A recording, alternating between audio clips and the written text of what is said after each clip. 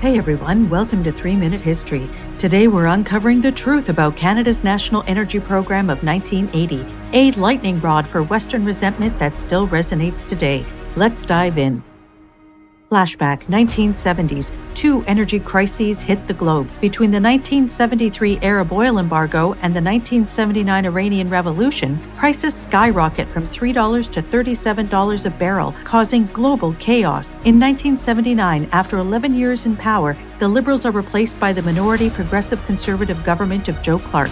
But the Conservatives lose a budget vote and are defeated in a snap election over an 18-cent gas tax. The controversial Pierre Trudeau and the Liberal Party reclaim power in February 1980. Determined to assert national control over oil and gas resources, Trudeau directs Energy, Mines and Resources Minister Marc Lalonde to devise a plan seizing more control and revenue from Alberta and the provinces. Declassified documents reveal the Liberals planned to act unilaterally from the start and had no intention of negotiating in good faith with Alberta. In the October 1980 budget, Marc Lalonde and Finance Minister Alan Mikhail dropped the National Energy Program.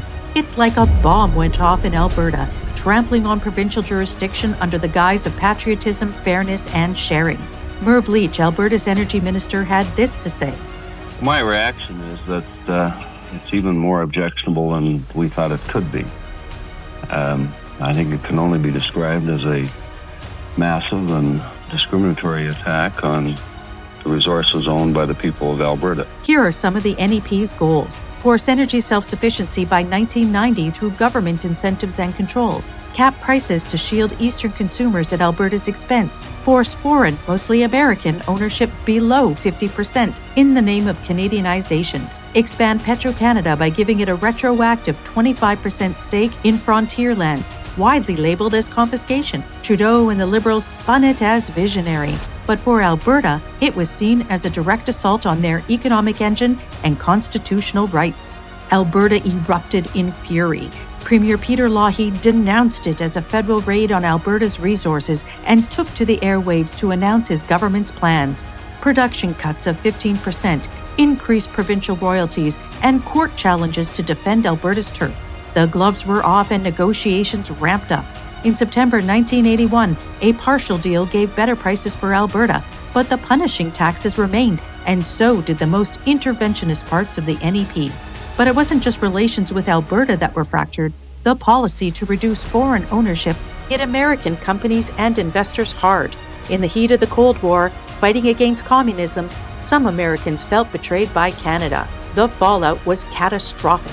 The NEP fueled the 1982 recession, triggering the Alberta bust. Companies moved to America. There were mass layoffs, bankruptcies, a housing crash.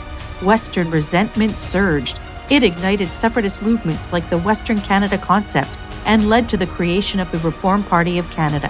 By 1985, Brian Mulroney's Conservatives dismantled the NEP. Stay tuned for that story. But its legacy?